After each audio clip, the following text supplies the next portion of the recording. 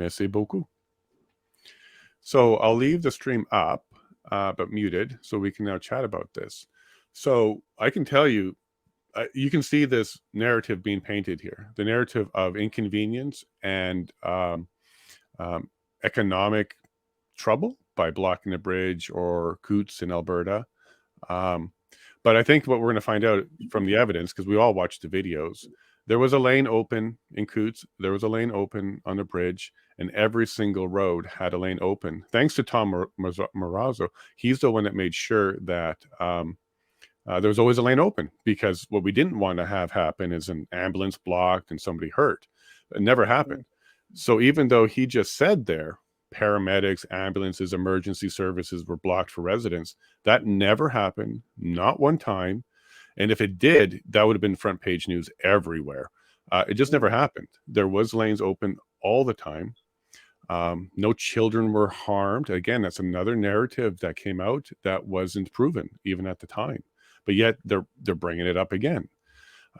It's incredible. You can see the narrative being fabricated right in front of your eyes here.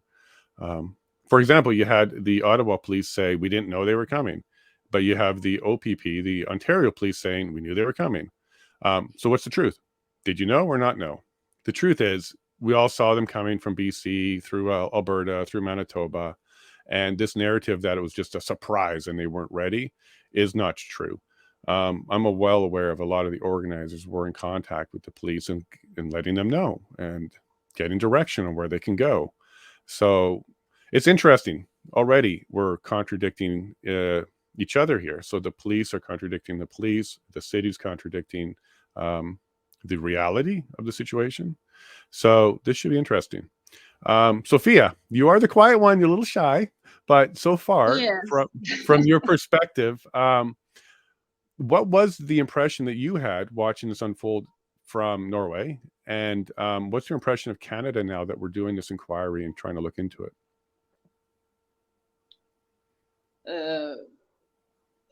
It's like you say, a lot of contradictions here. So it will be interesting to see it unfold as time goes by. I have tried to, when it happened, what was it, from February, or I felt that it was a lot of strange things that was happening, and I saw that it wasn't good. I don't know how to express myself. I'm very good at writing English, but talking. Oh, it's okay. Yeah. Well, let's see what Kelly said here. I bet that the area is well pleased all of the time, and that the homeless, etc., are not permitted to bother residents. I live in an area of many homeless and government-built camps. Well, Kelly, actually, what also happened during this was food was being provided. The homeless were being taken care of. There were not wanting. The streets were being cleaned up. So that was the best thing that could have happened to the homeless during that time, was to have additional assistance that came in. Trying to say that.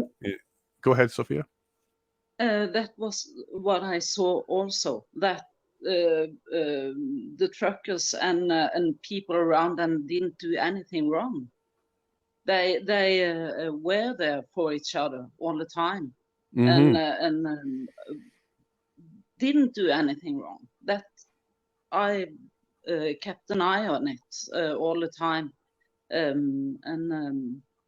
so that is my expression of the Canadians, that they were there for each other, and it wasn't done anything wrong by the Canadians. Right. So yeah. Yeah, and then from our perspective here, we were hearing things like violence and fires, but we were not seeing them. And we were getting reports out of the police that, for example, several tickets were issued last night because of the protest. But when you look into the ticket, it would have been counter protesters or agitators that were trying to agitate the truckers themselves. So it ended up being people getting tickets that were trying to cause problems, but not related to the truckers themselves.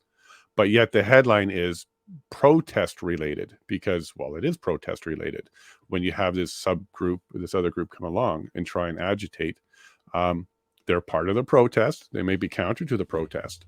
But you saw a lot of that from the media saying, because of this protest, things are getting bad. But a lot of the times it was the counter protesters and agitators, Antifa-like members, who were actually trying to cause it more problems. They didn't talk about how the police, or not the police, the truckers didn't take the bait. And I guarantee you, if there was even one trucker who threw a punch and gave a black eye, we would all know their name and it would be everywhere. Never happened. It was incredible. So That's Kelly some, said, that's some go ahead, Antifa, Wayne. didn't they? That's some Antifa, didn't they? Trying to get involved and stir up trouble. Well, that's the rumor for sure. And there's video Well, I of saw it on the these. video, but Yeah, there's video of people that you would label as Antifa. They weren't showing their membership cards, so we're going to have to assume. But we can certainly call them agitators, people that came along to agitate the situation. Antifa or not, it doesn't really matter if they were members. They were trying to cause problems. It didn't work. The truckers, they saw through that. They knew what they were going to get into. They knew that if they blocked one ambulance or had one black eye or had one crazy statement on video with the press or something, the support would drop and go away. They didn't do that. So thankfully, now we have an inquiry where we're going to try and find out exactly what did the government think was the problem and to invoke. And so far, all we heard was a little bit of commerce being affected and inconvenience for residents. We haven't heard what an emergency is yet. And then Wayne, from your perspective from the UK, how did it look like to you, the reputation for Canada as we were going through this last year? yeah, it was quite brutal. I mean, the videos, most people have seen various sorts, and it was quite shocking that they cared nothing about the people. They were basically running riots over everyone, whether it be by police or anything, just to actually instill this fear campaign. The people stood up, pushed back as much as they could, but it was relatively peaceful. I mean, what these people are saying, the police or the council guys, it's quite bizarre because we saw something totally different to what the picture that they're painting. That's correct. And like CW says right here, OPP said they were capable of controlling the situation without the act. Correct. I heard him state that. Negates what the Ottawa police said. 100% correct. Because Ottawa police were trying to make it seem like they didn't know. There was different convoys. They're coming from all over. It was a mass attack. Not true at all. Not true at all. OPP were closer to the truth, which was they knew it was coming. They were in contact with them. And there was even coordination going on as the convoy was making its way to Ottawa with the police. Like I said, there's not even a parking ticket or a speeding ticket on the highways. So the OPP, which are responsible for the highways, didn't have a problem with a single truck, 40 kilometers long, like they said, and not a single truck got into an accident, caused a problem, misused a lane. They couldn't even issue a ticket for anything because these people came to protest peacefully the entire time. And that's exactly what they accomplished. Massive positivity, wasn't it? So when they say something like this is unprecedented in Canadian history, it most certainly is. It's one of the largest peaceful protests we've ever had. So that's very unprecedented. We've had protests where people were hurt and things were burnt, you know, even during COVID and BLM and other protests that happened, far more violent and far more property destruction. So when he says this is unprecedented, he's completely right. 100,000 people show up in Ottawa and no violence, no destruction. That is unprecedented. It's this very peaceful protest. However, they're trying to twist it into making it seem like it was a siege on Ottawa that they just barely got out by the skin of their teeth. Again, not true. And hopefully the world and Canada will see the truth here. And that's what this inquiry is for. if those videos do get to be shown in this this arena, it'd be quite amazing, because that'll just be such a contradiction to what they're trying to say. You know, they'll be saying, well, you can see in this picture it looks quite brutal, and you'll actually see people cheering and celebrating and eating and playing. You know, you won't see any violence. Yeah, and that's what we're looking for. Now, I'm keeping an open mind. If for whatever reason they present some information that showed some genuine concern, more than just a paranoia, but an actual actionable concern, hey, I'm open-minded. Maybe there is something. But all I've heard so far in the last year or so is the potential economic impact. So I want to pose this question. If Canada was so vulnerable that a week even of blocking a bridge would take us down to an economic crawl, well, what does that say about Canada's stability economically in general? I think that reflects on the government itself. They're trying to use their incompetence of keeping us strong and be able to withstand even minor inconveniences to our economy. They're demonstrating to us that they're not even prepared for that. I think this is a horrible defense to have, that they were protecting the economy in any way, when the economy should be way stronger than that to begin with. And I would like to see the evidence that schools and students and the automotive industry were truly impacted for that week or so of a backlog on the bridge. It wasn't a blockade, it was a backlog. So I'd like to actually see the truth in that. And I also want to remind Canadians, yeah, we do some trucking over that border, but ships, airplanes, and rail never stopped. And those are the main transportation and logistics, especially for the larger industries like automotive. Those never stopped, especially rail. So I just want to put it out there to Canadians that if our economy is so sensitive that even a blocked bridge for even a week is enough to cripple us to the point where we need to take drastic measures like the Emergency Act, I would then actually ask Canadians to look at the government, because they're failing us. What their job is to do is to make sure we don't get into those kind of situations. So I'll put it out there. If one of our enemies decided to attack us, all they got to do is block a bridge in Alberta, or a crossing in Alberta and a bridge in Windsor, and we're going to be crippled. Is that the message our government is trying to give? I surely hope not. I hope that there's a lot more to their decision making than just that. And that's what I'm looking forward to, because economic impact and residents being inconvenienced is not enough. So I am hoping that we see more and we get some more truth. But right now I'm not optimistic, because I'm seeing the narrative be about inconvenience. And I don't think that's going to be enough. All right, so we're getting close to coming back, I think. But we'll wait. So Wayne, while we're waiting, do you want to talk a bit about the UK inquiry that's starting up? It's not, of course, trucker related.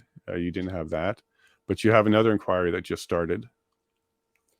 Well, there's a couple going on. I mean, Baroness Hallett started the UK one last week, but they've really not published any sort of information to it.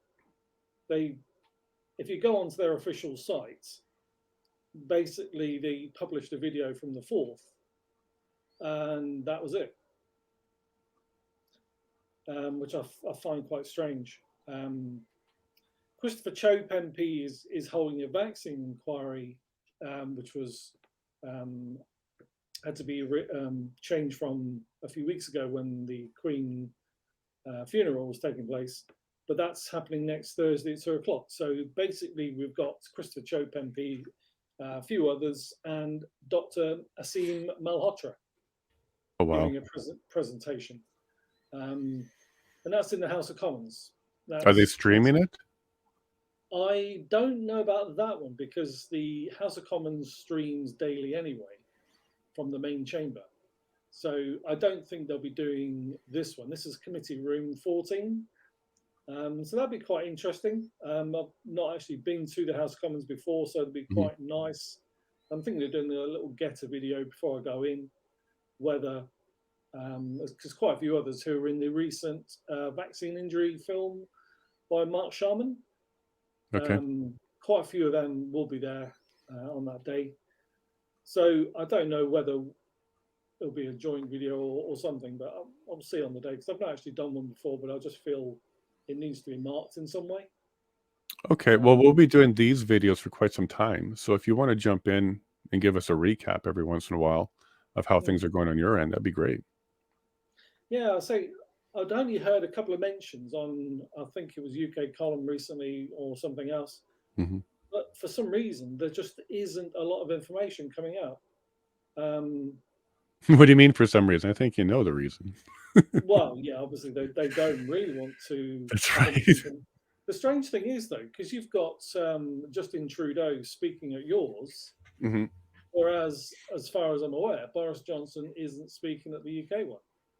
He's too busy doing his Europeans Hall speeches at the moment. He gets paid 150 grand for speaking at a dinner event somewhere.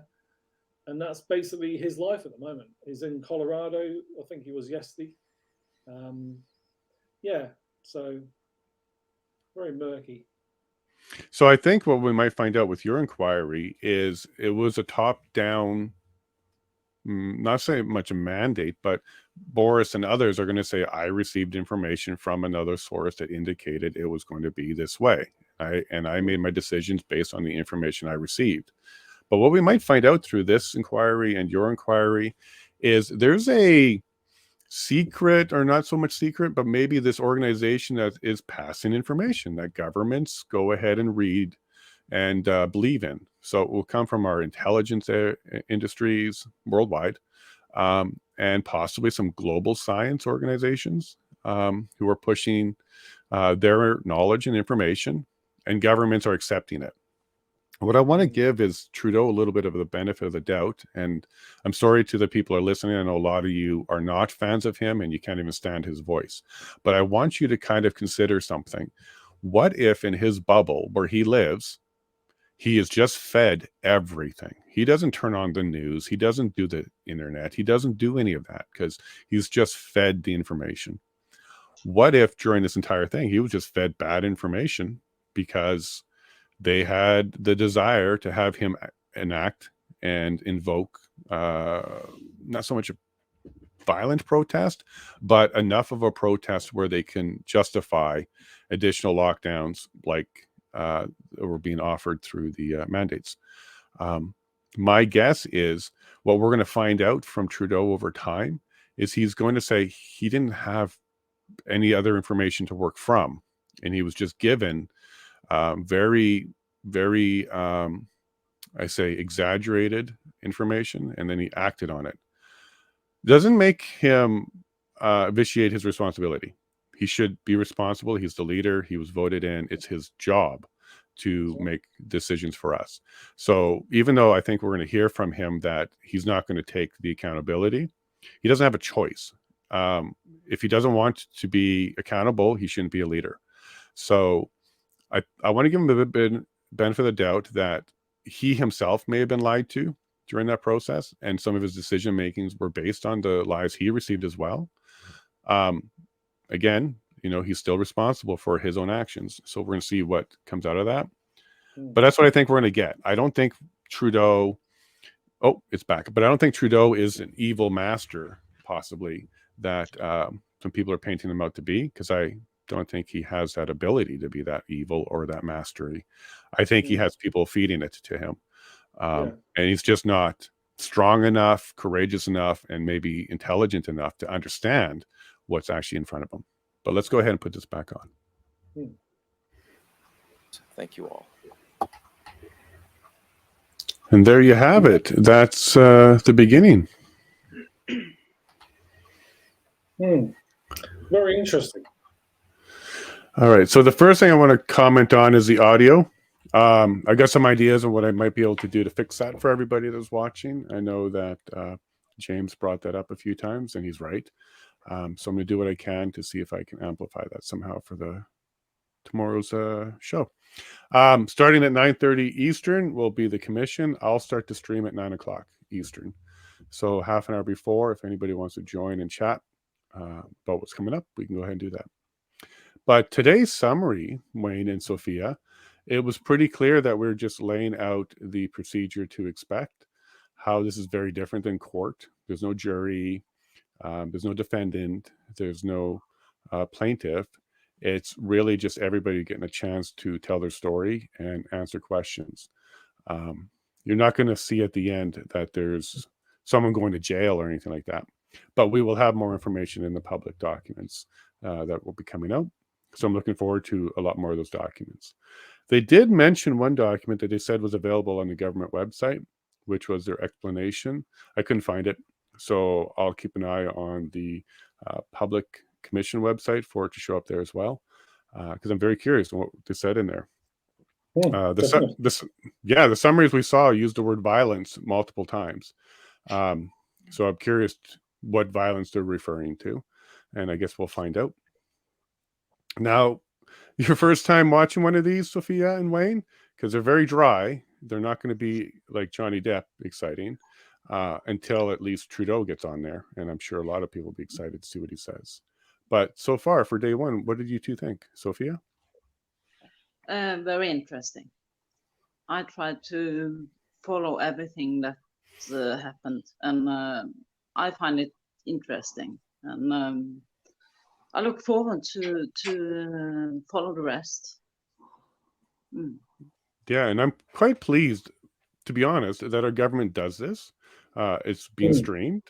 Whether or not we get what we were looking for out of this is not really the point of it. The point of it is everybody's going to get a chance to speak.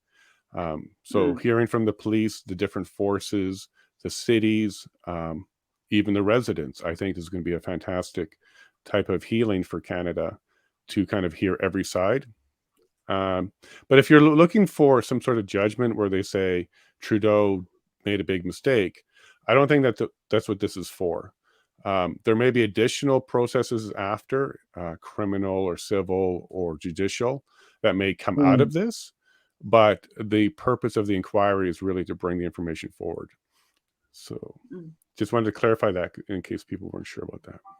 Yeah, definitely. I mean, we have the House of Commons daily broadcast, and when you see certain things happening, it's nice to see it as a whole. You can see what's actually building to a certain phrase or a certain narrative. But something like this, yeah, it is very slow, but it doesn't paint a very good picture when they're so openly stuck to what they're going to say already before they've even come out and started speaking. It's purely, oh yeah, the protesters were nasty. It's all very violent, and it's going to happen straight away, don't you? Yeah, but you kind of expect that in stuff like this because you'll hear everybody's perspective. One thing I like to go back to is, let's say, Wayne, you're standing across from me, and we look down and we see a crooked stick on the ground. And from your perspective, it looks like a 6, but from mine, it looks like a 9. Well, who's correct? Is it a 6 or a 9, or is it just a crooked stick? But from your perspective, you would argue quite vigorously, that looks like a 6. And I would say, no, that looks like a 9. But the reality is, I think perspective matters. So narrative, not the opening statements, are usually very opposing. They usually don't align, or there wouldn't really be much of a need to have a hearing. Definitely everybody having the choice to speak. But it was those 3 guys who tried to speak up for the different sides of like freedom for Canada. The advocates for peace. The guy who was chairing it, the commission, he didn't like the idea that there was 3 separate people speaking. They should be speaking as one. Well, that's a procedural. Yeah, so I'm going to defend him on that one. He's a justice, and I'll defend him on that one. So what he said was, beforehand, they all had agreements that all these various groups are going to be represented by one head, one person. And I can understand why, because if you have any group, there's usually a large team behind them. And we could be here for a long time if everybody wants to speak. So before the hearing started, there was basically a ruling that said each organization that has standing, you're going to have one person represent you. Whether they missed that ruling or that rule or not, It seems it strange was how they all wanted to talk, and that wasn't kind of made clear. You know, maybe there wasn't something missed. Yeah. yeah, no, well, they should have been a little bit more organized. It did seem a very disorganized this morning, both on the hearing and the people presenting. But it is day one. We don't do these every day. A lot of litigators are more accustomed to the court process or an administrative hearing process. This is a little different. It did seem like they weren't prepared, but they did allow it, and hopefully this justice continues that kind of behavior, where it did seem like he was trying to be as fair as he could and let all the voices he can be heard. But I also would like to see him stick to the procedures, because we can get off track really quickly if everybody is starting to bring 10 people to talk. So I'll stand up for him a little bit on that one. But so far, so good. Like, I didn't see any indicators out of the justice that he's biased in either way. He seemed to be pretty, down the middle, and he's keeping it procedural. And that's what I would like to see from a justice at this stage. And what about you, Sophia? Did you? Oh, sorry, Wayne. Go ahead, Wayne. No, I was going to point out, like Fire Me, that's pretty much what we were saying earlier on about the footage. Because once you start seeing what's actually happening on the ground, people know for sure what the truth is, don't they? Yeah, and perfect timing. So Light Fire Me just asked that question or made that statement. That they'd like to see footage. That out, yeah. Yeah, I hope so, and I think so. I think I heard Viva Fry mention that he was either contacted or he was told that some of his stuff might be used. That might be for something different, but I think I remember Viva mentioning that his footage was being used in capacity. And of course, because every standing party gets to choose what evidence they bring forward, I assure you there's several parties that are going to bring forward video. I would be very curious what the government's video shows, because they need to show the violence they keep talking about. We have a lot of violent video, but not the ones they want. It's the police being violent on the people. That's right. Yeah. And I'm sure they can't use that violence to justify their actions. They have to show violence against them. Paint them in the worst possible lights in an inquiry, isn't it? So. Yeah. Yeah, and I agree with you, Light Fire Me. And I believe we'll see a lot of that. But what I'm more interested in is what the government has. Because we've seen the Viva Fry stuff. We know what it really looked like. Curious what the government's going to show. All right. So we got a whole bunch of people on Twitter and YouTube. I'll spend a few more minutes, 16 minutes or so, checking out the comments. So let me just jump to Twitter. Couple complaints about the audio and how boring it is. So yeah, the stuff does get dry. Quite a bit of procedural stuff. And in Canada, we switch language a lot.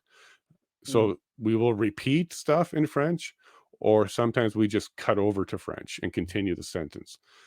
So, sometimes we double up on the time and it gets dry. But I found this pretty intriguing. So we lay down some ground rules and what to expect. We're going to hear from many people, over 65 witnesses, including Justin Trudeau. The previous police chief is represented, and I believe he's taking the stand. The mayor of Ottawa. So we should have some pretty interesting testimony. And I hope, kind of like a trial, we are able to challenge and cross any of the witnesses. I'm hoping it's not just the witness comes out, makes a statement, walks away. I'm hoping we're going to be seeing some cross-examination or something along those lines take place. So if you're watching on YouTube and you're logged in, feel free to throw in a comment. And nothing else on Twitter. Oh, Sophia's back. All right. So I'll cut this short we'll go and have our lunch. And to everybody watching, there'll be another stream tomorrow starting at 9 Eastern. And we can look forward to a little bit more excitement because I think we're getting some evidence now. That's what the justice was mentioning. We're going to be seeing some evidence tomorrow. And probably from the convoy and trucker perspective as well.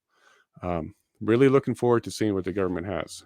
So thank you everybody for joining us today. Sophia, it's awesome that you came. Wayne, you made time all the way from the UK to join us. And No problem. and if you can make it again tomorrow, that'd be great. So possibly not, but it depends on the time. What time was it today? About 3-ish, wasn't it? 4, 3-ish. what time did it start? It started UK time. I'm not sure. So 9 o'clock Eastern time. We'll start that. Yeah, it's about 6 hours, isn't the difference, isn't it? So I think it was about 3 when I joined today. So yeah, maybe we'll see. Okay. And thank you, James, too. Thank you for joining us and giving me your comments. And we'll make this better each day. So thank you very much to everybody. And we'll see you tomorrow. Have a good evening. Take care. Au revoir. Bye-bye. Bye. And if you like this video, remember to like and subscribe and press that notification button to receive more information like this. You can also follow me at yellowhead.vote to stay informed and get the inside scoop. Thank you.